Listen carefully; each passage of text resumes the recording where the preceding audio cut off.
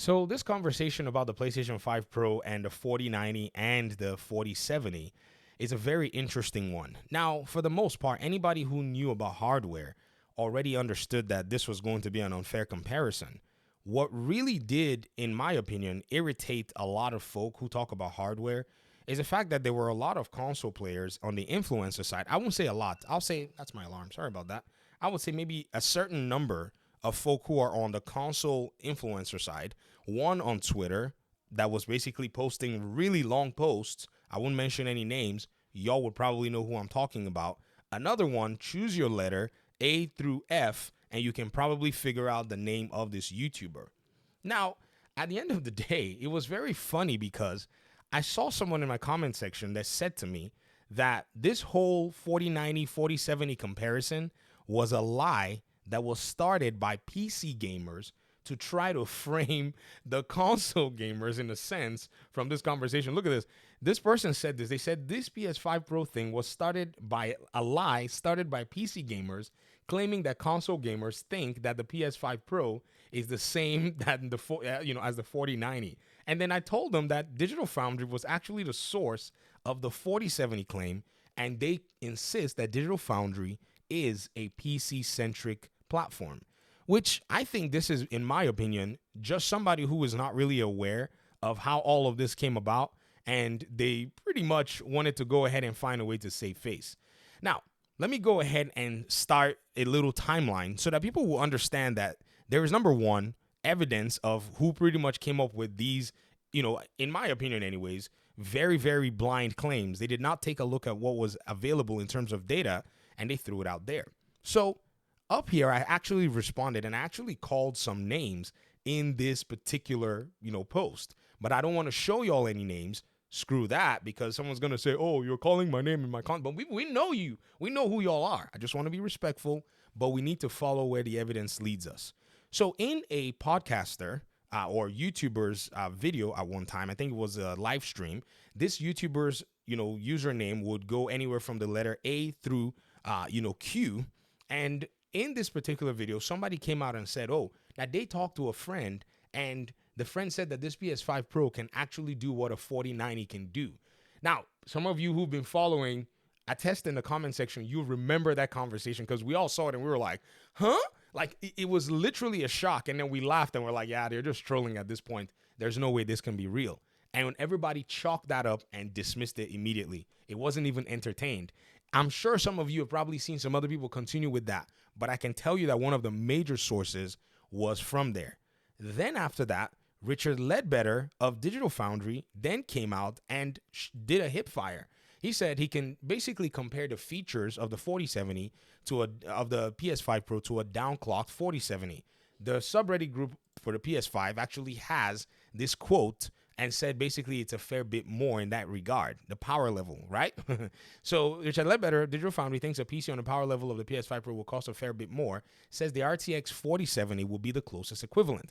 So this is the PlayStation 5 Pro subreddit group, and I linked it for this audience member so they could go see from themselves. Following that, there were, an analysis and stuff like that, of which before the PS5 Pro came out, the YouTuber, The Turk, went ahead and did a huge debunking video showing pretty much how it is not possible to have the 4070 features be similar to the PS5 Pro.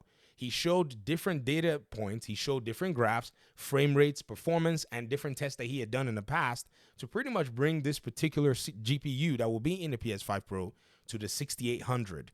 And he said when the PS5 Pro came out, he mentioned that he was going to go ahead and do even more. In fact, to that claim that he made, he's already gone ahead and bought a PS5 Pro and a 4070 and is working on frame counting just to ensure that we get the full results.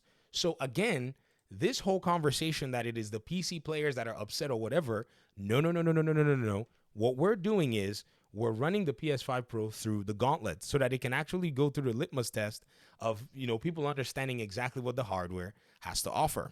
Now, I will always preface this. If you feel like the PlayStation 5 Pro is something that you want, buy it. The VG Fi School channel is not your mommy. We're not going to tell you what to buy. We're not your wallet. We're not going to figure out nor pocket watch. All we care about is the device itself, the value proposition for where it's asking, and its performance. I've seen a lot of people get triggered about this and have started to spread what I think are very interesting, pieces, in a sense, lying. Another thing is weird. That video, when you look at the pinned comment as well, this person said, your obsession over that 4070 quote from YouTube tweets needs to be studied. You see, this is gaslighting. I love when PlayStation fans do this. And some of you have said, hey man, you don't want to be arguing with these PlayStation fans. No. I'm not arguing with them. I'm educating people via them. They're providing me a platform to be able to allow people to see what's going on. This has to be looked at very carefully because people are going to learn. And I'm going to show you a few things that also, pertain to this. This war you got going on with the 200 people that believe that is wild. Your dedication to prove an obvious falsehood false is why you get mentioned in the likes of, oh no, it's Alex. Me? Oh no, it's Alex mentioned me? I doubt it. And if he did, nobody has told me about it. I don't have time anyways. You make the same video. Mentioned in the likes of, okay. He's saying that. That's why people are comparing me with him. To be very honest, if you guys can refute what he says, you won't have to worry or cry about his content. That's the problem I see.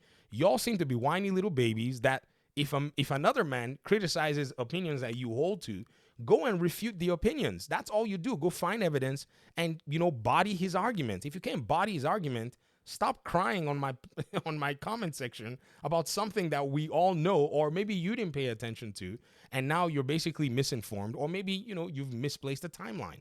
And I think all of this is very necessary at the end of the day, because I've seen a lot of people basically try to, in a sense, rewrite, basically what the reality is. You see that these are two comments basically back to back of me showing you that folk will try to lie or dumb down what's going on. No, the two people who actually made this comment, I'm not saying that you guys were the ones who made that claim, but there are people in the gaming community who walk around making claims like these. They are the people that these videos, that these articles, that these, conversations are directed towards, not you. Calm down. Nobody knows, what you think about the PlayStation 5 Pro until you put it out there in public. But because these folk have a certain level of hubris, it's one of those things where the proud gets humbled. If you want to learn, there's a certain level of humility that you must assume. And a lot of these people are not interested in that. So what do? They get served crow. Whether or not they eat it, the crow is still served for them anyways. And people can realize that these are folk that potentially they probably behave like know-it-alls and don't want to learn anything. If there's a mistake that I make, by all means, I've told y'all to call me out in the comment section. In fact, I told someone yesterday to call me out in the comment section about a video and whatever I said that's actually inaccurate or not true. It ended up being that this person just had a problem with me not talking about the downsides of PC in a video where I was talking about PlayStation players' behavior, which is marked by evidence and data and sales and their behaviors in terms of buying and playing more live service games than anything else. So again, when you just sit there and ask some really important questions, what you're going to realize is, for the most part, people are just, at the end of the day, maybe not aware because, yes, they're not following everything. But I would love for us to basically make our way into the place where we can say, okay, I have a problem with what you're saying. Is it true or is it a lie? And we go and we dig in. That's all that I'm asking.